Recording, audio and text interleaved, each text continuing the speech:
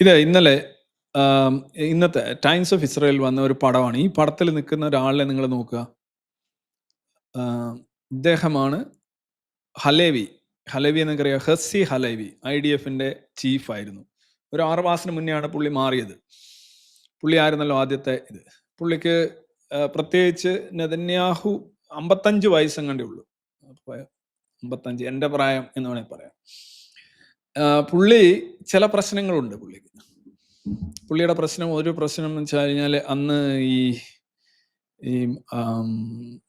October 7 സംഭവിച്ച ദിവസം വേണ്ടത്ര കൃത്യമായിട്ട് അധികാരികളെ പ്രൈം മിനിസ്റ്റർ നെതന്യാഹു ഉൾപ്പെടെയുള്ള ആളുകളെ വിവരങ്ങൾ കൈമാറുന്നതിൽ പരാജയപ്പെട്ടു എന്ന് പറയുന്ന സൈനിക നേതൃത്വങ്ങൾ അതിലൊരാള് ഇദ്ദേഹമാണ് എന്ന് പറയപ്പെടുന്നു.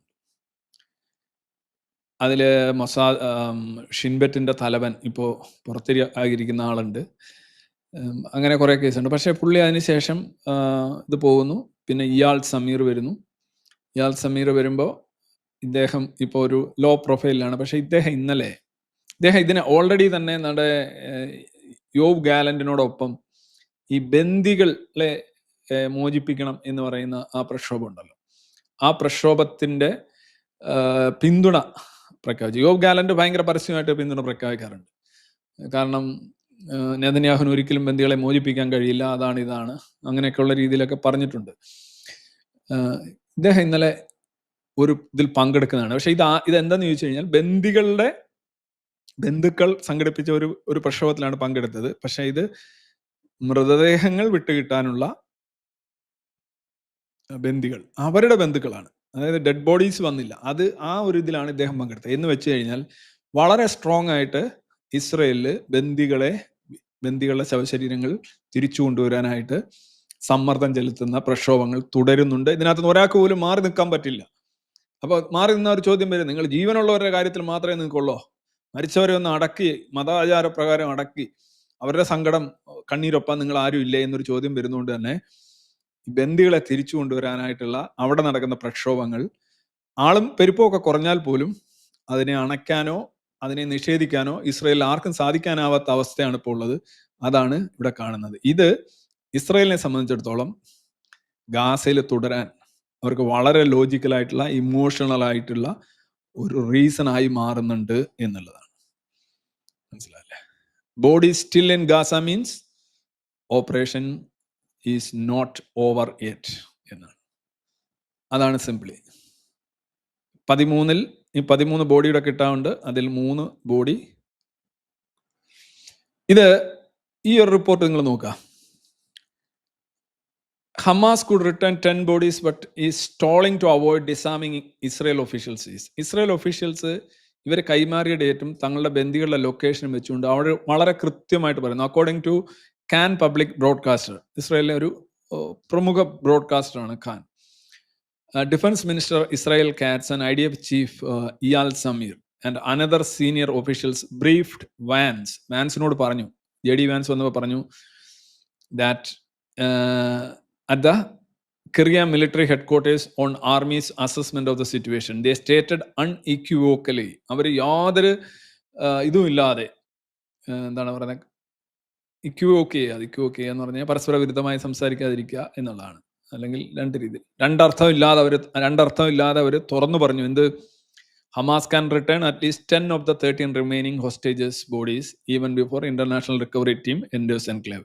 ഇന്റർനാഷണൽ റിക്കവറി ടീം എന്ന് അവരുടെ ആയുധങ്ങളും ഉപകരണങ്ങളും ഒക്കെ വെച്ച് ഡീപ്പായിട്ടുള്ള റിക്കവറി നടത്തുന്നതിന് മുന്നേ തന്നെ സുഖമായിട്ട് ഹമാസിന് ഈ 13-ൽ 10 ബോഡീസ് വിട്ടുതരാം. പക്ഷെ അവർ വിട്ടുതരുന്നില്ല. അവർ ബാർഗൈനിങ്ങിനായിട്ട് വെച്ചിരിക്കുകയാണ്. പക്ഷേ Hamas bargaining chips actually a blessing in disguise for Israel എന്നുള്ളതാണ് ഈ യുദ്ധം സംബന്ധിച്ചുള്ള. ഇസ്രായേൽ അത് ആഗ്രഹിക്കുന്നുണ്ടെന്നല്ല, actually that is a situation. അവിടെ തട്ടിക്കൊണ്ടുപോയൊരു അപ്ഡേറ്റ് ആയിട്ടുള്ള ഒരു കണക്ക്, അത് വളരെ ഇമ്പോർട്ടൻ്റ് ആണ്. 251 പേര്, 52, 54 എന്നൊക്കെ ഉണ്ടെങ്കിൽ ഇപ്പോൾ അപ്രോക്സിമേറ്റ്ലി പറയുന്നത് 251 ഡിവൈഡർ ആയിട്ടുള്ള ന്യൂസ് ഒക്കെ ഉണ്ട്. പക്ഷെ എപ്പോഴും ഒരു ഫൈനൽ കൺസെൻസസ് എത്തിയിരിക്കുന്നത് 251 ഹോസ്റ്റേജസ് എന്നാണ്. ഇത് 1400 പേരാണ് ഒക്ടോബർ 7 കൊല്ലപ്പെട്ടിട്ടെന്ന് പറഞ്ഞിട്ട് അവസാനം 1136 അങ്ങനെ ഒരു സംഖ്യയിലേക്ക് കണ്ടാണ് ഇപ്പോൾ വന്ന് നിൽക്കുന്നത്. അപ്പോൾ അതുപോലെ ഇത് 251 ആണ്. ചില ഓൾഡർ സോഴ്സസ് 250 ആണെന്ന് പറയുന്നുണ്ട്. ലിവിങ് ഹോസ്റ്റേജ് ഇസ്രായേൽ ജീവനോടെ തിരിച്ചു കൊണ്ടുവന്നത് 160 പേരെയാണ്. Killed or dead diseased in captivity. Killed എന്ന് പറഞ്ഞാൽ ഇസ്രായേൽ തന്നെ വെടിവെച്ച് വന്ന 4 പേരുണ്ട്. ഇസ്രായേൽ IDF രക്ഷിച്ച 8 പേരുണ്ട്. ചിലർ പറയുന്നത് ഒരൊറ്റ ഒരു ഹോസ്റ്റേജിനെ പോലും ഇസ്രായേൽ സൈന്യത്തിന് അവിടെ നിന്ന് റിക്കവർ ചെയ്യാൻ കഴിഞ്ഞില്ല. അതൊക്കെ പറയുന്നത് കളവാണ്. 7 പേരുണ്ടായിരുന്നു. ഒരാളോട് വെച്ച് അവരിപ്പോൾ ഔദ്യോഗികമായിട്ട് പറയുന്ന കണക്ക് 8 ആണ്. ഇസ്രായേൽ നേടിയെടുത്താണ്. അങ്ങനെയുള്ള ആളുകൾ തിരിച്ചു വന്നതിൻ്റെയൊക്കെ ആഘോഷമൊക്കെ ഇസ്രായേലിനുണ്ടായിരുന്നു. പക്ഷേ ആ നമ്പർ 7 to 8 ആണ്. അതെന്തുകൊണ്ടാണ് അത്ര ദുഷ്കരമാകുന്നതെന്ന് ഞാൻ മുന്നേ പറഞ്ഞിട്ടില്ല. Dead hostages bodies return to ഇസ്രായേലിലേക്ക് കൊണ്ടുവന്നത് 23, കിൽഡ് 82 പേരാണ് ക്യാപ്റ്റിവിറ്റിയിൽ കൊല്ലപ്പെട്ടത്. 23 പേരെ കൊണ്ടുവന്നു. ഈ 82 പേരിൽ ഹമാസ് കൊടുത്തത് 23 പേരാണ്. എന്നാൽ ഇസ്രായേലി സൈന്യം നോക്കൂ, ഇതും ഇസ്രായേലി സൈന്യത്തിൻ്റെ ഇപ്പോൾ ഡെഡ് ബോഡി കൊണ്ടാണല്ലോ കാത്തിരിക്കുന്നത്. ഡെഡ് ബോഡി കിട്ടുമ്പോൾ ഹമാസ് കൊടുക്കുന്നതാണല്ലോ പറഞ്ഞത്. പക്ഷേ ഇസ്രായേലി സൈന്യം അവിടെ ഈ ഗാസയിൽ ചെന്ന് ആക്രമണം നടത്തി അവിടെയുള്ള സ്ഥലങ്ങൾ തെരഞ്ഞു പിടിച്ച് 51 മൃതദേഹങ്ങൾ ഇസ്രായേലി സൈന്യം കണ്ടെത്തിയിട്ടുണ്ട്. 51, 82 51 ഇസ്രായേലി സൈന്യമാണ് കണ്ടുപിടിച്ചത്. ബാക്കി 23 കൊടുത്തിട്ടുണ്ട്. ഇനി ബാക്കി 13 ഉണ്ട്. ഇതാണ് അതിൻ്റെ കണക്ക്. ഓക്കെ, അപ്പോൾ സൈനിക ആക്രമണം കൊണ്ടാണ്, സൈനിക ഇതുകൊണ്ടാണ് ഈ 51 കിട്ടിയതെന്ന് വളരെ വ്യക്തമാണല്ലോ. പിന്നെ ബാക്കി എല്ലാം കിട്ടിയതും സൈനിക നീക്കം കൊണ്ട് തന്നെയാണ്, അല്ലെങ്കിൽ ഇതൊന്നും നടക്കത്തില്ല. ഇത് ഇസ്രായേലിൻ്റെ കെനസെറ്റിൽ അവതരിപ്പിച്ച ബില്ലാണ്. Israel parliament advances bill to annex occupied West Bank. 24 പേര് എതിരായിട്ട് വോട്ട് ചെയ്തു. അങ്ങനെ പാടില്ല. 25 പേര് അങ്ങനെ പാടാം നമുക്ക് പാടാം എന്ന് പറഞ്ഞു. ഒരു വോട്ടിനാണ് ആ ബില്ല്. എല്ലാവരും വോട്ട് ചെയ്തിട്ടില്ല. 120 പേരുണ്ട് കെനസെറ്റിൽ. എന്താ അത്ഭുതകരമൊന്നും ഇല്ല. നെതന്യാഹു ഈ ബില്ല് ഇപ്പോൾ അവതരിപ്പിക്കരുത് എന്ന് പറഞ്ഞ് അതിനെതിരെയാണ് നെതന്യാഹു വോട്ട് ചെയ്തത്. പക്ഷെ പ്രതിപക്ഷ കക്ഷികളും ഫാർ റൈറ്റ് കക്ഷികളും ഇതിന് അനുകൂലമായി വോട്ട് ചെയ്തു. ഈ നെതന്യാഹുവിൻ്റെ ലിക്വിഡ് പാർട്ടിയിലുള്ളവർ തന്നെ ഇതിന് അനുകൂലമായിട്ട് വോട്ട് ചെയ്തു. അപ്പം നെതന്യാഹു എതിർത്തു. അപ്പം നെതന്യാഹുവിൻ്റെ ലിക്വിഡ് പാർട്ടിയുടെ ഔദ്യോഗിക സ്റ്റാൻസ് എന്ന് പറഞ്ഞു കഴിഞ്ഞാൽ ഇത് അമേരിക്കയും ഇസ്രായേലിനെയും തമ്മിൽ തെറ്റിക്കാനായിട്ട് അനവസരത്തിൽ കൊണ്ടുവന്ന ഒരു ബില്ലാണ് എന്നുള്ളതാണ് അവരുടെ ഒരു നിലപാട്. അപ്പം ഇനി it will go to the Knesset foreign affairs and defence committee. അതൊരു സബ്ജക്റ്റ് കമ്മിറ്റിയാണ്. നമ്മുടെ പാർലമെന്റിലൊക്കെ ഉള്ളതാണ് ഒരു സബ്ജക്റ്റ് കമ്മിറ്റിയാണ്. അവിടെ ഫർദർ ഡെലിവറേഷന് ഈ ബില്ല് പോവുകയാണ് ചെയ്യുക. അപ്പം ഇത് എൻ്റെ ഈ സാധനം 5500 സ്ക്വയർ കിലോമീറ്റർ വരുന്ന ഈ വെസ്റ്റ് ബാങ്ക് മൊത്തം ഇസ്രായേലിൻ്റെ ഭാഗമാക്കുക, ഇതാണ്. എന്നിട്ട് ഇവർക്ക് ഓട്ടോണമി കൊടുക്കും, സ്വയംഭരണാവകാശം. ഇതേ കണക്ക് ഇപ്പോൾ ഉള്ളവണ്ണം കൊടുത്തിട്ട് ഇത് ഇസ്രായേലാണ്. മൊത്തം ഇസ്രായേലിൻ്റെ നാണയവും എല്ലാ സാധനങ്ങളും ഇവിടെ നാണയം ഇപ്പോൾ ഓൾറെഡി ഉണ്ട് എന്ന് ആണ് ഞാൻ മനസ്സിലാക്കുന്നത്. ബാക്കി എല്ലാ കാര്യവും ഇത് ഇസ്രായേലാണ്. ഇവിടെ വേറെ ഒരു രാജ്യം ഇല്ല എന്നുള്ള രീതിയിൽ ഇതിനെയാണ് അമേരിക്ക എതിർക്കുന്നത്. അപ്പോൾ ഇത് ഔദ്യോഗിക പോളിസി അല്ല, പക്ഷെ ഒന്ന് അനത്തി വെച്ചിരിക്കുകയാണ്. ഇത് ഒരേ സമയം അമേരിക്കയെ വെല്ലുവിളിക്കാനും എസ്പെഷ്യലി ഈ പാലസ്തീൻ്റെ സ്റ്റേറ്റ്ഹുഡിന് വേണ്ടി ബഹളം ഉണ്ടാക്കിയ ഈ യൂറോപ്യൻ രാജ്യങ്ങൾ, ഹമാസിനെ ഇൻസെൻറ്റിവൈസ് ചെയ്ത രാജ്യങ്ങളെ അവർക്കൂടെ ഒരു സന്ദേശം എന്ന നിലയിലാണ് ഇത് ഇസ്രായേലിൻ്റെ ഒരു രാഷ്ട്രീയ നീക്കമായിട്ട് വേണമെങ്കിൽ വിലയിരുത്താം. പക്ഷെ അത് നെതന്യാഹുവിൻ്റെ ഒരു നീക്കമായിട്ട് വിലയിരുത്താൻ കഴിയില്ല. കാരണം ഞാൻ പറഞ്ഞതുപോലെ നെതന്യാഹു കമ്മിറ്റഡ് ആണ് ഈ പീസ് ട്രീറ്റിക്ക്. ഇന്ന് ഇതിനെക്കുറിച്ച് ട്രംപ് പറഞ്ഞതാണ്. In an interview with Time magazine conducted prior to the vote എടുക്കുന്നതിന് മുമ്പ് ടൈം മാഗസിൻ കൊടുത്ത ഇന്റർവ്യൂവിൽ Trump said regarding West Bank annexation, Israel would lose all of its support from United States if that happened. അത് സംഭവിച്ചാൽ, നിങ്ങൾ annexe ചെയ്താൽ പിന്നെ അമേരിക്കയെ നോക്കണ്ട, നിങ്ങളുടെ കൂടെ ഉണ്ടാവില്ല എന്നാണ് ട്രംപ് പറഞ്ഞിരിക്കുന്നത്. അതുപോലെ തന്നെ Katz tells Vance that Israel is committed to disarm Hamas. Israel Katz പറഞ്ഞിരിക്കുന്നു, ഇസ്രായേൽ ഹമാസിനെ ഡിസാം ചെയ്യുന്നതിൽ വളരെ കമ്മിറ്റഡ് ആണ്. ഇത് ടൈംസ് ഓഫ് ഇസ്രയേൽ വന്നൊരു ന്യൂസാണ്. അതിൻ്റെ ഹെഡ്ലൈൻ ക്യാപ്ഷൻ തന്നെ നോക്കൂ. If Netanyahu undo ups in Gaza deal, F Trump will F him, US official ഷെഡ് വാണി. അതായത് ഗാസ ഡീൻ നെതന്യാഹു ഉണ്ടെന്ന് ചളമാക്കുകയാണെന്നുണ്ടെങ്കിൽ നെതന്യാഹുവിനെ ട്രംപ് ചളമാക്കും എന്ന് ആണ് ഒരു US ഒഫീഷ്യൽ അൺഒഫീഷ്യലായിട്ട് പറഞ്ഞത്. Israel can treat as like B way Biden, Trump official tells TAU. പണ്ട് Biden ഇരുന്നപ്പോൾ എടുത്തിട്ട് കളിച്ചതുകൊണ്ടൊന്നും അമേരിക്കയെ ഇപ്പോൾ കളിക്കാൻ ഇസ്രയേലിന് കളിക്കുക എന്ന് പറഞ്ഞു കഴിഞ്ഞാൽ അവരെ ഇത് ചെയ്യാൻ പറ്റില്ല. മനസ്സിലായോ? ബൈഡൻ ഇരുന്നപ്പോൾ നിങ്ങൾ പറയുന്നതൊക്കെ അനുസരിച്ച് നിങ്ങൾക്ക് തോന്നിയോണമൊക്കെ ചെയ്യാൻ പറ്റും. പക്ഷെ അങ്ങനെയൊന്നും പറ്റില്ല. ഇത് ബൈഡൻ അല്ല അവിടെ ഇരിക്കുന്നത്, വേറെ ആളാണ് എന്ന് ഒരു അമേരിക്കൻ ഒഫീഷ്യല് ടൈംസ് ഓഫ് ഇസ്രയേലിനോട് പറഞ്ഞായിട്ടാണ് പറയുന്നത്. And PM and Rubio was very upbeat remarks on Jerusalem and ex-IDF chief Herzi Halevi spotted. ഇത് അവരെ ഒരു വാർത്തകളുടെ പല വാർത്തകളുടെ ഒരു ടൈറ്റിൽസ് അവർ എഴുതിയിരിക്കുകയാണ്. അതിനകത്ത് ഇതാണ്, if Netanyahu Gaza deal Trump will US official said to warn.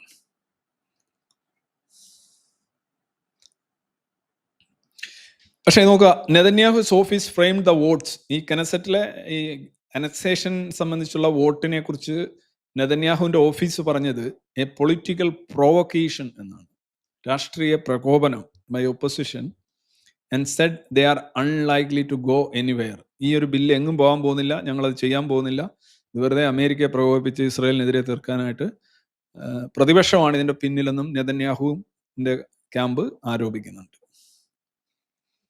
Vans പറഞ്ഞു, വാൻസ് $53 ബില്യൺ ആണ് ഗാസൻ റെനോവേഷൻ്റെ ഒരു estimate by World Bank, United Nations, European Union ഇവരൊക്കെ നടത്തി 53 ബില്യൺ.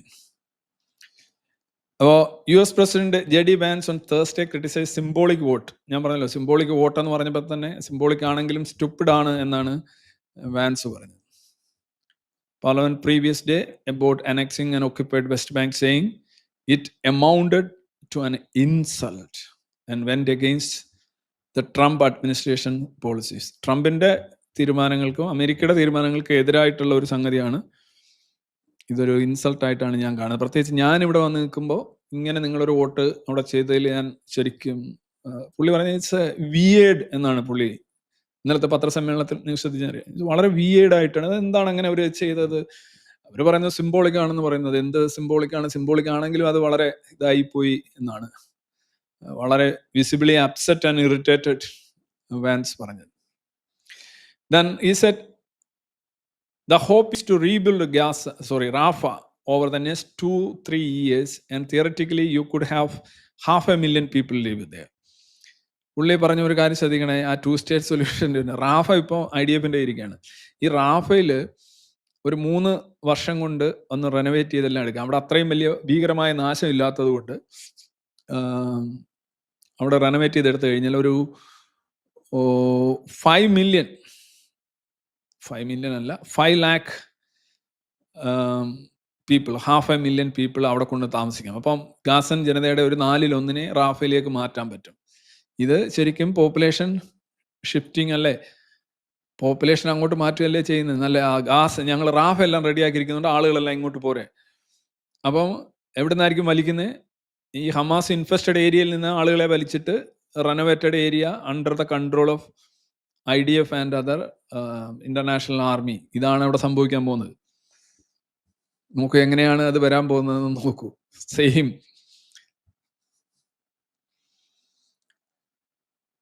ഇന്നലെ കയറി പോകുന്നതിന് മുന്നേ ആയിരുന്നു വാൻസിന്റെ പത്രസമ്മേളനം. പുള്ളി പറഞ്ഞത്, Vance said that Knesset vote a political stunt. അതൊരു രാഷ്ട്രീയ സ്റ്റണ്ടാണ്. സ്റ്റണ്ട് എന്ന് പറഞ്ഞാൽ കാര്യമാക്കുന്നില്ല, ഒറിജിനൽ അല്ല, സീരിയസ് അല്ല എന്നുള്ള. Then it is A very stupid political stunt. നിങ്ങൾ ശരിക്കും ഉദ്ദേശിച്ചിട്ടില്ല, കാര്യമാക്കാതെ വെറുതെ ചുമ്മാതെ സിംബോളിക്കായിട്ട് ചെയ്തതാണെങ്കിൽ അത് വളരെ മോശമായിപ്പോയി, അപഹാസ്യമായിപ്പോയി എന്നാണ് വാൻസ് പറഞ്ഞത്. വാൻസിന്റെ ഒരു പ്രശ്നം, വാൻസ് അവിടെ നിന്നപ്പോൾ തന്നെ മാതിരി വോട്ടെടുപ്പ് നടത്തിയത്. The policy of the Trump administration is that the West Bank will not be annexed by Israel. Israel അത് ചെയ്യില്ല എന്നുള്ളതാണ് അമേരിക്കയുടെ പോളിസി. ഞാൻ പറഞ്ഞ deputy Palestinian ambassador to the United Nations Majed Bamya, പുള്ളി UN സെക്യൂരിറ്റി കൗൺസിലൊക്കെ പറഞ്ഞു, അമേരിക്കയുടെ തീരുമാനം ഞങ്ങൾക്ക് ഒരുപാട് സഹായം നൽകുന്നുണ്ട്, വളരെ ആശ്വാസകരമാണ്. And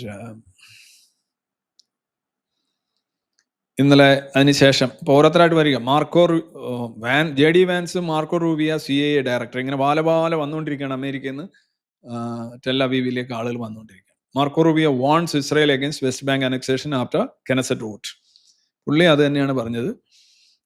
we think it is even threatening to the peace deal. ഇതിങ്ങനെ ചെയ്യുന്നത് ഈ നിലവിലിരിക്കുന്ന പീസ് ഡീലിനെ തന്നെ ദുർബലപ്പെടുത്തുന്നതാണ് റൂബിയ പറഞ്ഞത്. We think it might be counter productive. ഇത് വളരെ ഉദ്ദേശ ലക്ഷ്യം നേടുന്നതിന് എതിരായ ഒരു നീക്കമാണ് എന്നുള്ളത്. അപ്പോൾ ലിക്വിഡിന്റെ ഒരു ലിക്വിഡ് പാർട്ടി, അതായത് നെതന്യാഹുവിന്റെ പാർട്ടി ഈ ഒരു കെനസറ്റിന്റെ വോട്ടിനെ കുറിച്ച് പറഞ്ഞത്, the votes another provocation by the opposition aimed at damaging our relation with the United States. അമേരിക്കയായിട്ടുള്ള ബന്ധം നശിപ്പിക്കാനായിട്ടാണ് ഈ പ്രതിപക്ഷം കച്ചയും കെട്ടി ഇങ്ങനെ ഒരു പ്രമേയമായിട്ട് വന്ന് വിജയിപ്പിച്ചിരിക്കുന്നത്. ഇവിടെയാണ് ഞാൻ 2 സ്റ്റേറ്റ് സൊല്യൂഷന്റെ ഇത്. വാൻസ് പറഞ്ഞ ഈ ഒരു കാര്യം നിങ്ങൾ ശ്രദ്ധിക്കുക. 23/10/2025 വാൻസിന്റെ സ്റ്റേറ്റ്മെന്റ് ഇതാണ്: Israel has effectively taken control of large part of Gaza. യാതൊരു സംശയമില്ലല്ലോ, ഗാസയുടെ ഒരു വലിയൊരു ഭാഗം ഇസ്രായേൽ എഫക്റ്റീവ്ലി അവരുടെ നിയന്ത്രണത്തിലാണ്. The remaining Hamas held area, നമുക്ക് അങ്ങനെ തന്നെ വാക്കാണ് ഉദ്ദേശിക്കുന്നത്, ഹമാസിന്റെ കൈവശം ഇരിക്കുന്ന ഏരിയ ആർ കൊളാപ്സിങ്. അത് ഇങ്ങനെ കൊളാപ്സ് ചെയ്തുകൊണ്ടിരിക്കുകയാണ്. അവിടെ അരാജകത്വമാണ്, പ്രശ്നങ്ങളാണ്, അത് ആ ഭാഗം. അപ്പൊ 2 ഗാസ നിലവിലുണ്ട് എന്നുള്ള ഒരു പ്രതീതിയാണ് നമുക്ക് അവിടെ നിന്ന് കിട്ടുന്നത്. The future may look like 2 separate zones. The future may look like 2 separate zones, a rebuilt Israeli administered Gaza and a depopulated area under military supervision. നോക്കൂ, ഈ ഒരൊറ്റ ഇതിനകത്ത് ഈ ഡ്രാഫ്റ്റിലെ എല്ലാ കാര്യങ്ങളുണ്ട്. ഇത് 1 സ്റ്റേറ്റ്മെന്റ് 1 സെക്കൻഡ്സ്, ഇതൊക്കെ പോട്ടെ. Israel effectively taken control of Gaza, okay. Remaining Hamas held area collapsing, okay. The future may look like 2 separate zones, a rebuilt Israeli administered Gaza. ഒരു 3 വർഷം കൊണ്ട് ഇസ്രയേലി അഡ്മിനിസ്ട്രേഡ് ഗാസ എന്നാണ് പറയുന്നത്. ആ ഒരു പോയിന്റ് നിങ്ങൾ നോക്കുക. ഇസ്രയേലി അഡ്മിനിസ്ട്രേഡ്, ഇസ്രയേൽ ഭരിക്കുന്ന ഒരു Gaza, and a depopulated area under military supervision. Depopulated area എന്ന് പറഞ്ഞു കഴിഞ്ഞാൽ അവിടെ നിന്ന് ഹമാസിനെ കളയും, അതിന് സമയമെടുക്കും. Israeli administered area and depopulated area, 2 Gaza, 2 nation theory പറഞ്ഞത് ഫലിച്ചു. ഇതല്ലാതെ എങ്ങനെയാ ഇത് വായിക്കുന്നത്? വാൻസ് ഇന്നലെ പറഞ്ഞ കാര്യം. വാൻസ് അങ്ങനെ വലിയ ഇസ്രായേൽ ആരാധകനൊന്നും അല്ല, നിങ്ങൾക്കറിയാം.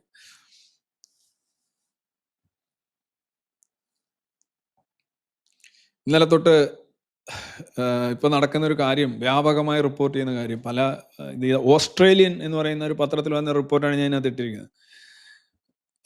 അതിനകത്ത് അവർ പറയുന്നത്, Hamas militants are continuing brutally beat and execute Palestinian in Gaza despite claim to have stop the punishment, harrowing a new video shared by Israel പുതിയ കുറെ വീഡിയോകൾ വിട്ടിരിക്കുന്നത്. അതനുസരിച്ച് ഇവന്മാര് അണ്ടർഗ്രൗണ്ട് ടണലുകള് ഡിറ്റൻഷൻ സെന്ററുകളായിട്ട് ഉപയോഗിച്ചുകൊണ്ട് വിമത ശബ്ദം ഉയർത്തുന്നവരെയും അവരുടെ കൂടെ നിന്നില്ല എന്ന് പറയുന്നവര് ആരൊക്കെയാണെന്ന് അറിയാൻ നിൽക്കാത്തവര്, അയ്യോ ഭയങ്കര കഷ്ടമാണ്.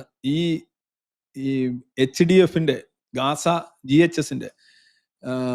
GHF ഗാസ ഹ്യൂമാനിറ്റേറിയൻ ഫൗണ്ടേഷൻ അവരെ കൊണ്ടുവന്ന നല്ല ഒന്നാന്തരം ആഹാരങ്ങളും യമ്മിയായിട്ടുള്ള ഫുഡും ഒക്കെ കൊടുത്തപ്പം അത് വാങ്ങിച്ചു നുണഞ്ഞുകൊണ്ട് അമേരിക്കയ്ക്ക് ഇങ്ങനെ പറഞ്ഞ ആൾക്കാരൊക്കെ കണ്ടായിരുന്നു. അന്നത്തെ വീഡിയോ ഉണ്ട്. ഇവന്മാരെല്ലാം ഈ ഹമാസ് പോയി പൊക്കി, വീഡിയോ തെരഞ്ഞ് പോയി പൊക്കി, കാലും കൈയൊക്കെ അടിച്ചൊടിച്ച് തലമണ്ടയൊക്കെ തകർത്ത് ആകെ നോക്ക്. വളരെ ഇവർ യഥാർത്ഥത്തിൽ ആഹാരം കിട്ടിയ സന്തോഷത്തിന് താങ്ക് യു അമേരിക്ക എന്നാണ് പറഞ്ഞത്, ട്രംപിന് പറഞ്ഞിട്ടുണ്ട്. അവരെല്ലാം പോയി ഹമാസ് പൊക്കി.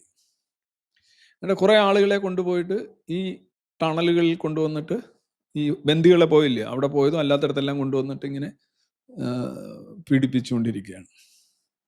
ഡിറ്റൻഷൻ സെന്റേഴ്സ് ആയിട്ട്. ടണലുകൾക്ക് എന്തെങ്കിലും ഉപയോഗം വേണ്ടേ? ഗാസൻ ജനതയുടെ പീഡനമാണ്. ഇവിടെ ഒരു വത്തക്കയും മുറിയത്തില്ല, ഇവിടെ ആരും ഇവരെയൊന്നും പേര് ഇവിടെ ആരും വിളിക്കത്തില്ല കേട്ടോ. നമ്മുടെ തെരുവോരങ്ങളിൽ അഹ അഹ അഹ അഹ അഹ അഹ എന്നൊന്നും ആരും വിളിക്കാൻ പോകുന്നില്ല. ആള് പാലസ്തീനികളാണ്. കുട്ടികളുണ്ടോ? കുട്ടികളുണ്ട്. സ്ത്രീകളുണ്ടോ? സ്ത്രീകളുണ്ട്. കൊല ചെയ്യപ്പെടുന്നുണ്ടോ? ചെയ്യപ്പെടുന്നുണ്ട്. പേര് വിളിക്കുമോ? അഹ അഹ അഹ ഇല്ല, വിളിക്കില്ല.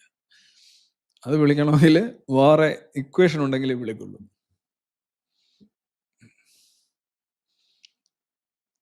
അപ്പോൾ പബ്ലിക് എക്സിക്യൂഷനൊക്കെ ഇപ്പം നിർത്തി. പണ്ട് ചന്തയിലൊക്കെ കൊണ്ടുവന്ന്, തെരുവിലൊക്കെ കൊണ്ടുവന്ന് കുനിച്ച് നിർത്തി പുറകിൽ നിന്ന് വെടിവെച്ച് അള്ളാഹു അക്ബർ വിളിച്ച് ഷൂട്ട് ചെയ്ത് ലോകമെമ്പാടും എത്തിക്കുന്ന ആ ഒരു രീതിയൊക്കെ നിന്ന്. കാരണം ട്രംപൊക്കെ കുറേ ചീത്ത വിളിച്ച് അതങ്ങ് നിർത്തി. അതിന് പകരം ഇപ്പം ആളിനെ പൊക്കുക, കൊണ്ടുപോയി ടണലുകളിൽ കൊണ്ടിട്ട് ടണലുകൾ ജയിലുകളായിട്ട് മാറുന്നു എന്നാണ്. ഇത് ഓസ്ട്രേലിയ എന്നുള്ള പത്രമാണ് ഇത് റിപ്പോർട്ട് ചെയ്തത്. ഞാൻ ഇതിൻ്റെ കീഴിലൊക്കെ ഒരു കമൻറ്റ് വായിച്ചു നോക്കിയപ്പോൾ മൊത്തം ഇങ്ങനെ വന്ന് നമ്മളുടെ അഭ്യുദയകാംക്ഷികളാണ് കമൻറ്റ് ചെയ്യുന്നത്. അവർ പറയുന്നത് ഇത് ഇസ്രയേലാണ് ഈ വീഡിയോ പുറത്തുവിട്ടിരിക്കുന്നത്, അതുകൊണ്ട് ഞങ്ങൾ വിശ്വസിക്കത്തില്ല. എല്ലാ കമൻറ്റുകളും ഇസ്രയേലാണ് ആ വീഡിയോ പുറത്തുവിട്ടിരിക്കുന്നത്, അതുകൊണ്ട് ഞങ്ങൾ വിശ്വസിക്കും. വേറെ ഒന്നുമില്ല എൻ്റെ മേളിൽ കമൻറ്റ്. അജാതി. എന്നിട്ട് ഓസ്ട്രേലിയനെ കുറേ ചീത്തയും. ഓസ്ട്രേലിയ എന്നു പറഞ്ഞാൽ അവർ നാഷണൽ ഡെയിലിയാണ് ഓസ്ട്രേലിയയിൽ. അവരെ കുറേ ചീത്തയും. അപ്പോൾ ഇങ്ങനെ ഈ ചീത്ത വിളിക്കുന്ന പറഞ്ഞാൽ കുറേ കഴിയുമ്പോൾ അവരെ എഡിറ്റോറിയൽ ബോർഡും മാനേജ്മെൻറ്റും ഒക്കെ ഇങ്ങനെ എല്ലാം പിന്നെ ഇസ്രായേൽ വിരുദ്ധ വാർത്തയാകുമ്പോൾ പിന്നെ പ്രശ്നമില്ലല്ലോ. നമ്മുടെ മലയാളത്തിലെ ചാനലുകളും പത്രങ്ങളും ഇല്ല, അവരെല്ലാം ഇസ്രായേൽ വിരുദ്ധ വാർത്തകളെ വിടും. ആരെയും ശല്യമില്ലല്ലോ. ഇസ്രായേൽ വിരുദ്ധയാകുമ്പോൾ സേഫ് ആണല്ലോ. മറ്റേതാണെങ്കിൽ എല്ലാ പ്രശ്നമുള്ളൂ. പത്രം കത്തിക്കലും ഓഫീസ് അടിച്ച് ചേർക്കലും ചീത്തവിളിയും തെറിവിളിയും അക്രമവും ഒന്നുമില്ല. ഇസ്രായേൽ വിരുദ്ധ വാർത്ത തള്ളി. എല്ലാം നമ്മുടെ രാഷ്ട്രീയക്കാരൊക്കെ എന്താണ് ഇസ്രായേലിനെ ആക്രമിക്കുന്നത്. ഒരു ഇതുമില്ലെങ്കിലും പോയി ഇസ്രായേലിനെ തെമ്മാടി രാഷ്ട്രീയം അതാണ്. ഇത് വളരെ സേഫാണ്. വളരെ പ്ലേയിങ് സേഫ്. ഇതാണ് ഈ 2 ഗാസ എന്ന് പറയുന്നത്. ഈ ലൈനിൽ തന്നെ ആയിരിക്കും. ഇത് ഞാൻ ഒരുപാട് കാണിച്ചിട്ടുള്ളതാണ്. ഇനിഷ്യൽ വിഡ്രോ ലൈൻ ഇവിടെ ഈ റാഫയാണ്. ഈ റാഫയാണ് റീബിൽഡ് ചെയ്ത് 3 വർഷം കൊണ്ട് ഈ എൻറ്റയർ പോപ്പുലേഷനെ ഇങ്ങോട്ട് 5 ലക്ഷം പേരെ മാറ്റാമെന്നുള്ള ഒരു തത്വത്തിൽ ഇപ്പോൾ ഒരു ഡ്രാഫ്റ്റ് വരുന്നത്. ഇപ്പം ഖാൻ യൂനിസിൻ്റെ ഒക്കെ നല്ലൊരു ഭാഗം ഇസ്രായേലിൻ്റെ കയ്യിലാണ്. ഖാൻ യൂനിസ് ഈ ഭാഗമാണെങ്കിലും ബാക്കി ഇവിടെ കുറച്ച് സ്ഥലങ്ങളുണ്ട്. ദേർ അൽ ബാല, ഇതൊക്കെ 2 കിലോമീറ്ററാണ്. 2000 metre, 1.5 kilometre, 3 kilometre, 2.2 kilometre, 3.5 kilometre. ഇവിടെ നമുക്ക് 6.5 കിലോമീറ്റർ ഉണ്ട്. ഇവിടെയൊക്കെ നോക്കുമ്പോൾ ഒരുപാട് ഉണ്ട്. ഇവിടെ 200, 2 കിലോമീറ്റർ. ബാക്കി ഇത്രയും സ്ഥലമേ ഉള്ളൂ. ഇപ്പം Hamas infested area, cancerous cells ഉള്ള ഏരിയ, ഗാസ സിറ്റി. ഓക്കെ, ഇതാണ് 2 ഗാസയുടെ പ്ലാൻ ഇപ്പം വന്നിരിക്കുന്നത്. ഇനി പക്ഷേ ഇത് വിശ്വസിക്കാൻ പറ്റില്ല എന്നാണ് പറയുന്നത്. ഇത് BBC-യുടെ റിപ്പോർട്ടാണ്. New images show Israel control line deeper into Gaza than expected. ഉദ്ദേശനും ഈ ലൈനിന് ഉള്ളിലേക്ക്, ഈ ലൈൻ ഇവിടം വരെ അല്ല, അത് കഴിഞ്ഞുണ്ട് എന്നാണ് BBC പറയുന്നത്. അതുകൊണ്ട് ഇതാണ് അവരത് ഉന്നയിച്ചിരിക്കുന്ന സംഗതി. യെല്ലോ ലൈൻ ഇതാണ്, ഉണ്ടോ? അതിവിടെ കാണാൻ കഴിയും. യെല്ലോ ലൈൻ അവിടെ നിന്ന് 520 മീറ്റർ കഴിഞ്ഞ് അവർ കൊണ്ടുവന്നില്ല. നമ്മുടെ സ്പീഡ് റെയിലിൻ്റെ കുറ്റി ഇട്ടിരിക്കുന്നതാണ്. യെല്ലോ ബ്ലോക്സ് ഇവിടെ കൊണ്ടുവന്നിട്ടിട്ടുണ്ട്. ഇവിടെ ഇങ്ങനെ ഇട്ടിട്ടുണ്ട്.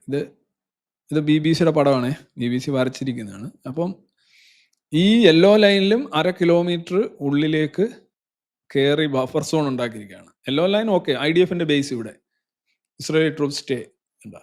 അപ്പം ഇത് നോക്കുകയാണെങ്കിൽ ഇവിടെ നിന്ന് ഇച്ചിരി ഉള്ളിലേക്ക്. അപ്പോൾ ഇത് യഥാർത്ഥത്തിൽ പിന്നെയും ചുരുങ്ങാണ്. ഫലത്തിൽ വരുമ്പോൾ കുറച്ച് ഗാസ ഉണ്ടാവും. ഡീപോപ്പുലേറ്റഡ് എന്ന് പറയുമ്പോൾ വേറൊരു കാര്യമുണ്ട്. ഡീപോപ്പുലേറ്റും അവിടെ പറഞ്ഞാൽ ഹമാസാണ് ബാക്കിയിരിക്കുന്നത്. അപ്പോൾ പിന്നെ എയർ സ്ട്രൈക്ക് വഴിയാണേലും ഡ്രോൺസ് വഴിയാണേലും ഹണ്ടിങ് ഇസ്രായേലിനെ സംബന്ധിച്ച് എളുപ്പമാണ്. കാര്യം ആളുകളുടെ സിവിലിയൻ കാഷ്വാലിറ്റി വളരെ വളരെ കുറവായിരിക്കും ഡീപോപ്പുലേറ്റഡ് ആയിക്കഴിഞ്ഞാൽ. അല്ലെ പിന്നെ ഒരു പ്രശ്നം വെച്ചാൽ ഹമാസ് വീണ്ടും വരണം, ഈ ആളുകൾക്കൊപ്പം സഞ്ചരിക്കണം, അവരുടെ ക്യാരി ബാഗുകളിൽ കയറി കൂടണം. ഇതേപോലൊരു സംഗതിയാണ്. ഇത് ഞാൻ മുന്നേ പറഞ്ഞിട്ടുള്ളതാണ്. വെസ്റ്റ് ബാങ്കിൽ നിലനിൽക്കുന്ന അവസ്ഥ ഇത് തന്നെയാണ്. എന്താ area A, area B, area C. Area A എന്ന് പറയുന്നത് 18% Palestine administrative authority. Area B 22% administered by Palestine authority but shared by Israel. ഇത് രണ്ടുകൂടാണ് ഉള്ളത്. ഒന്ന് ഫുള്ളി 18, പിന്നെ 22 അഡ്മിനിസ്ട്രേഷൻ അവർക്കാണ്, പക്ഷേ സെക്യൂരിറ്റി കൺട്രോൾ ഇസ്രയേലിലാണ്. ഇവിടെയും ഫലത്തിൽ സെക്യൂരിറ്റി കൺട്രോളൊക്കെ ഇസ്രയേലിൽ തന്നെയാണ്. പിന്നെ 60% ഈ മഞ്ഞ നമുക്ക് ഇതിൻ്റെ ഇടയ്ക്കുണ്ടോ, ഇതാണ് ഇവിടെയൊക്കെയാണ് ഈ വേലികളും വോൾസും നെറ്റും കയ്യാലയും ചെക്ക് പോയിന്റുകളൊക്കെ വരുന്ന ഇതാണ്, ഇങ്ങനെ കിടക്കുകയാണ്. അപ്പോൾ ഇവിടെ നിന്ന് ഇങ്ങനെ വരുമ്പോൾ ഇവിടെ ഇത്രയും ഇതുണ്ടാവും. അവർക്ക് അങ്ങോട്ട് പോകുമ്പോൾ ഒന്ന് പൊട്ടിത്തെറിക്കാതിരിക്കാനും കുത്തി കീറാതിരിക്കാനും അവർ ചെക്ക് ചെയ്യും. അപ്പോൾ ആ ചെക്ക് ചെയ്യുന്നതിനാണ് അപ്പാർത്തീഡ് എന്ന് പറയുന്നത്, വർണ്ണവിവേചനം. ഈ വർണ്ണവിവേചനം എന്ന് പറയുന്നത് തന്നെ ഇസ്രയേലിലുള്ള ജൂതന്മാർ, അവർ 50 മുതൽ 60% വരെ മിസ്രാഹി എന്നറിയപ്പെടുന്ന അറേബ്യൻ ജൂതന്മാരാണ്. അറേബ്യൻ മുസ്ലിംസ് ആണ് മറ്റവർ. ആരാ? ഈ പാലസ്തീനിയൻസ്, ഈജിപ്ഷ്യൻ, ജോർദാൻ. അപ്പോൾ ഒരു റേസ് വഴി തന്നെ ഒന്നാണ്. ഈ അഷ്കനാസി എന്ന് പറയുന്ന ഒരു 30-35 മാത്രമേ ഉണ്ടാവുള്ളൂ. ഈ പൂർവ്വ റഷ്യ, അതുപോലെ തന്നെ പോളണ്ട്, യുക്രൈൻ, ബെലോറഷ്യ, ബെലറസ് ഒക്കെ അത് എത്ര ഉണ്ടാവുള്ളൂ. അപ്പോൾ എന്നിട്ട് ഇതിനെ അപ്പാർത്തീഡ് എന്ന് വിളിക്കുന്നു. അപ്പാർത്തീഡ് എന്ന് പറയുന്ന സാധനം ഈ ഇടയ്ക്കിടയ്ക്കുള്ള ഇതാണ്. ഇതിന് കാരണം ഇങ്ങനെ കിടക്കുന്നതുകൊണ്ടാണ്. ഇങ്ങനെ കിടക്കുകയും ഒരു ഘട്ടത്തിൽ ഈ സൂയിസൈഡ് ബോംബിങ്ങും സ്നൈപ്പർ അറ്റാക്കും ട്രക്ക് ഇടിച്ച് കയറ്റലും ഒക്കെ ഭീകരമായ കാലഘട്ടത്തിലാണ് ഈ ഇതിനെല്ലാം ചുറ്റും വേലികളും മതിലുകളും ചെക്ക് പോയിന്റുകളും ഒക്കെ വന്നത്.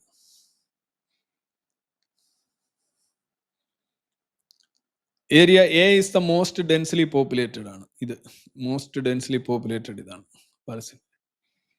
It contains 18% of the West Bank and of Area 3.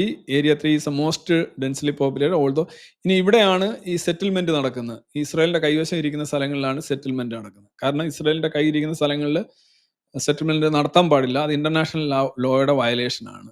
എന്ന് വെച്ചാൽ അവിടെ ഒന്നും ചെയ്യാൻ പാടില്ല എന്നുള്ളതാണ് വരുന്നത്. അല്ലാതെ ഇവർ താമസിക്കുന്നിടത്തല്ല സെറ്റിൽമെന്റ് നടത്തുന്നത്. ഈ പാലസ്തീനുകാരുള്ള അടുത്തല്ല, അല്ലാതെ കിടക്കുന്ന സ്ഥലങ്ങളിലാണ്, ഈ യെല്ലോ സൈഡിലാണ് സെറ്റിൽമെന്റ്, ഇല്ലീഗൽ സെറ്റിൽമെന്റ് നടത്തുന്നതെന്ന് പറഞ്ഞു. ഞാൻ ആ ചിത്രം വ്യക്തമാക്കാൻ വേണ്ടി പറഞ്ഞതാണ്. ഇത് നെതന്യാഹുവിനോട് ഇന്നലെ ഒരു ചോദ്യം ചോദിച്ചാണ്. നിങ്ങൾ despite Israel providing an estimated 68% of Israel's foreign sourced weapons, Netanyahu when asked Wednesday if Israel was beholden to Washington. വാഷിങ്ടന്റെ ഒരു ക്ലയന്റ് സ്റ്റേറ്റ് ആണോ ഇസ്രായേൽ? ഒരു കക്ഷിയാണ്, അല്ലെങ്കിൽ 51ാമത്തെ സ്റ്റേറ്റ്, അങ്ങനെയൊക്കെ പല പല കാര്യങ്ങളും പറയാറുണ്ടല്ലോ എന്ന് ചോദിച്ചപ്പം നെതന്യാഹു ഇന്നലെ പറഞ്ഞത് ഇറ്റ്സ് എ ഹോഗ് വാഷ്. വളരെ അപഹാസ്യമായിട്ടുള്ള ഒരു വാദമാണ്. I want to put it very clearly. 1 week, ഒരാഴ്ച നിങ്ങൾ പറയും ഇസ്രായേൽ കൺട്രോൾസ് യുണൈറ്റഡ് സ്റ്റേറ്റ്സ്. ഇപ്പോൾ ഇറാൻ യുദ്ധത്തിൽ തന്നെ ഇസ്രായേൽ പറയുന്നവണൊക്കെ അവിടെ എല്ലാം ചെന്ന് ആ യുദ്ധത്തിലേക്ക് വലിച്ചഴിക്കുകയും ഇസ്രായേലിന് വേണ്ടി യുദ്ധം ചെയ്യാൻ അമേരിക്ക പോലും അറിയാത്ത രീതിയിൽ ഇസ്രായേൽ യുദ്ധം തുടങ്ങിയ അവസാനം പിന്നെ അമേരിക്കയ്ക്ക് ഇടപെടേണ്ടി വന്നു എന്നൊക്കെ പറയാറുണ്ട്. A week later they say United States control Israel. അടുത്ത ആഴ്ച അവർ പറയും അമേരിക്കയാണ് ഇസ്രായേലിനെ കൺട്രോൾ ചെയ്യുന്നത്. ആദ്യത്തെ ആഴ്ച പറയും ഇസ്രായേൽ ആണ് അമേരിക്കയെ കൺട്രോൾ ചെയ്യുന്നത്, പിന്നെ പറയും അമേരിക്കയാണ് ഇസ്രായേലിനെ കൺട്രോൾ. ദിസ് ഈസ് ഹോഗ് ഭാഷ. ഇത് വളരെ അപഹാസ്യമാണ്.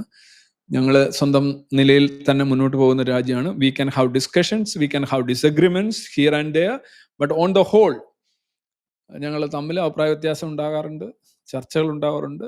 പക്ഷെ മൊത്തത്തിൽ I have to say that in the past year we have had agreement not only on goals but also on reaching them. പക്ഷെ കഴിഞ്ഞ ഒരു വർഷമായിട്ട് ഞങ്ങൾക്ക് കൂടുതൽ യോജിപ്പാണ്. അത് ലക്ഷ്യത്തിൽ മാത്രമല്ല, മാർഗത്തിന്റെ കാര്യത്തിലും എന്നാണ് പറയുന്നത്. ഇവിടെ 1-on-1 മീറ്റിംഗ് നെതന്യാഹുവായിട്ടുള്ള ഈ ഒരു പ്രസംഗം നിങ്ങൾ ശ്രദ്ധിക്കണം. ഇസ്രായേലിലെ പ്രതിപക്ഷത്തെ നോക്കി, തനിക്കെതിരെ സമ്മർദ്ദം ഉണ്ടാക്കുന്ന പ്രതിപക്ഷത്തെ നോക്കി നെതന്യാഹു പറഞ്ഞാണ്. ടൈംസ് ഓഫ് ഇസ്രായേൽ ഉൾപ്പെടെയുള്ള ജെറുസലേം പോസ്റ്റ് ഉൾപ്പെടെ എല്ലാ പത്രങ്ങളിലും വളരെ വളരെ പ്രാമുഖ്യത്തോടെ കൊടുത്തിട്ടുണ്ട്. PM says Israel would have died in nuclear smoke if I heeded opposition demand to end war. നിങ്ങൾ പറഞ്ഞല്ലോ യുദ്ധം നിർത്തണം. ഞാനത് കേട്ടിരുന്നെങ്കിൽ ഇസ്രായേൽ മുഴുവൻ ഒരു ആണവ ആവിയായിപ്പോ, ന്യൂക്ലിയർ സ്മോക്കിൽ തീർന്നേനെ. കാരണം ഇറാൻ ഡെവലപ്പ് ചെയ്യാൻ കൊണ്ടുവന്നൊന്ന് താങ്ങും. നിങ്ങൾ പറയുന്നത് കേട്ടിരുന്നെങ്കിൽ. അദ്ദേഹത്തിന്റെ പ്രസംഗമാണ്. If I had listen to many of those in this hall, ഈ ഹോളിൽ ഇരിക്കുന്ന നിങ്ങളിൽ പലരും പറഞ്ഞത് ഞാൻ കേട്ടിരുന്നെങ്കിൽ, ആൻഡ് ഔട്ട്സൈഡ് ഇറ്റ്, പുറത്തുള്ളവരും അകത്തിരിക്കുന്നവരും പുറത്തിരിക്കുന്നവരും പറഞ്ഞ ചില കാര്യങ്ങൾ ഞാൻ കേട്ടിരുന്നെങ്കിൽ, you who called for me to stop the war, to surrender, to throw up my hand, കൈകൾ ഉയർത്തി കീഴടങ്ങാനും യുദ്ധം നിർത്താനും നിങ്ങൾ എന്നോട് പറഞ്ഞിരുന്നു. If I had given in to those demands, ഞാൻ അതൊക്കെ കേട്ടിരുന്നെങ്കിൽ, the war would have ended with a crushing victory for Hamas and the entire Iranian axis.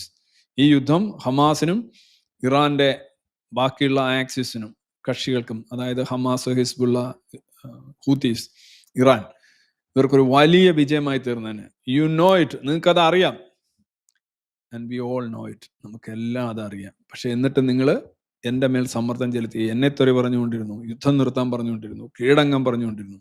ഞാനത് ചെയ്തിരുന്നെങ്കിൽ എന്താണ് വരുന്നത് നിങ്ങൾക്ക് എല്ലാം അറിയാം. But instead what we did, we strengthened Israel's deterrence. നമ്മൾ ഇസ്രായേലിൻ്റെ പ്രതിരോധം ശക്തിപ്പെടുത്തി. വി സ്ട്രെയിറ്റൻഡ് അവർ പോസ്ചർ, നമ്മൾ നടുനിവർത്തി നിന്നു. We brought back our hostages, നമ്മൾ ബന്ദികളെ തിരിച്ചു കൊണ്ടുവന്നു.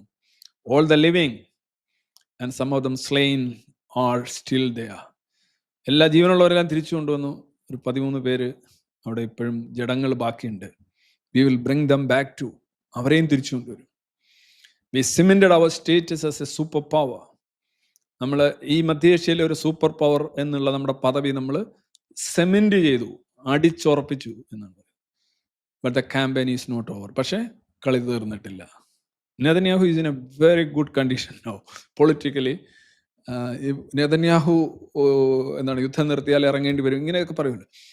വാടോ മേ ബി നെതന്യാഹുവിന്റെ ഇപ്പോഴത്തെ അവസ്ഥ, ഈ 2 വർഷം യുദ്ധം ചെയ്തതിൽ എനിക്കൊന്ന് ഏറ്റവും ശക്തമായി, ഇറാൻ ജയിച്ച സമയത്ത് പോലും ഇത്രയും ശക്തമായ ഒരു അവസ്ഥയിൽ നെതന്യാഹു വന്നിട്ടില്ല. നെതന്യാഹുവിനെ ബൂ ചെയ്യുന്നുണ്ട്, നെതന്യാഹുവിനെതിരെ ആരോപണമൊക്കെ നടത്തി, പീസ് ഡീല് വന്നപ്പോൾ പോലും നെതന്യാഹുവിനെതിരെ ഇതൊക്കെ നടത്തി. പക്ഷെ നോക്കൂ, ഇപ്പോഴത്തെ അവസ്ഥയിൽ നെതന്യാഹു ഫ്രീ വീലിംഗ് ആണ്, എന്താ പറയുന്ന ഒരു ഫ്രീ ഇലക്ട്രോൺ പോലെയാണ്. അവിടെ വന്ന് സൈന്യത്തെ കൊണ്ടുവച്ചിട്ടുണ്ട്. ഇനി 13 പേരെ കിട്ടാറുണ്ട്. ഇനി മൊത്തം 13 പേരെ എങ്ങനെയായാലും ഹമാസിന് തരാൻ പറ്റില്ല. അപ്പം അവിടെ നിൽക്കുന്നതിനൊരു ന്യായീകരണമായി. പിന്നെ ഡീമിലിറ്ററൈസേഷൻ നടന്നില്ലെങ്കിൽ, ഡിസാർമമെന്റ് നടന്നില്ലെങ്കിൽ, ഡീറാഡിക്കലൈസേഷൻ നടന്നില്ലെങ്കിൽ അതും വേറൊരു ന്യായീകരണമായി. പിന്നെ അച്ചീവ് ചെയ്യാനുള്ളതൊക്കെ അച്ചീവ് ചെയ്ത് കഴിഞ്ഞു. മീൻസ് മിലിറ്ററി എൻഡ്സ് എന്ന് പറയുന്നതിന് ഹമാസ് മാത്രമാണ്, ഹമാസിനെ ടാക്കിൾ ചെയ്യാൻ കഴിയും. So it's very good condition.